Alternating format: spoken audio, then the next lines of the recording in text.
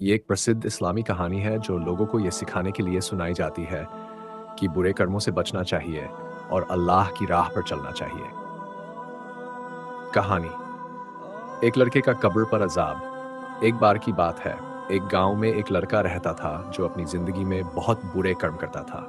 वह नमाज नहीं पढ़ता था, झूठ बोलता था, दूसरों के साथ बुरा व्यवहार करता था और हराम कामों में लिप्त रहता था। गांव के लोग उसे बार बार समझाते, लेकिन वह उनकी बातों को नजरअंदाज कर देता था। एक दिन अचानक उसकी मौत हो गई। उसकी मौत के बाद गांव वालों ने उसकी जनाजे की तैयारी की और उसे कब्र में दफना दिया।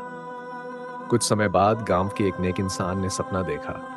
सपने में उन्होंने देखा कि उस लड़के की कब्र से धुआं उठ रहा है और वह लड़का दर्द से चीख रहा है।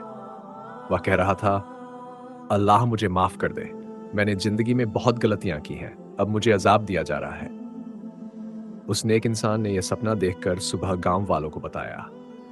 गांव के बुजुर्गों ने कहा कि यह अजाब उसके बुरे कर्मों का नतीजा है। अल्लाह ताला ने उसे चेतावनी दी थी, लेकिन उसने कभी तौबा नहीं की। सीख। तौबा और इस्तिगफार। हमें अपनी गलतियों पर अल्लाह से तौबा करनी चाहिए। नमाज और अच्छे कर्म। नमाज पढ़ना और नेक काम करना हर मुसलमान की जिम्मेदारी है। फ्रेंड, अल्लाह का डर। हमें हमेशा अल्लाह से डरते हुए जीना चाहिए ताकि कब्र और आखिरत के अजाब से बच सकें। इस कहानी से ये पता चलता है कि जिंदगी में किए गए बुरे कर्मों का हिसाब कब्र और आखिरत में जरूर लिया जाएगा। इसलिए हमें समय रहते तौबा करनी चाहिए और अल्लाह की राह पर चलना चाहिए।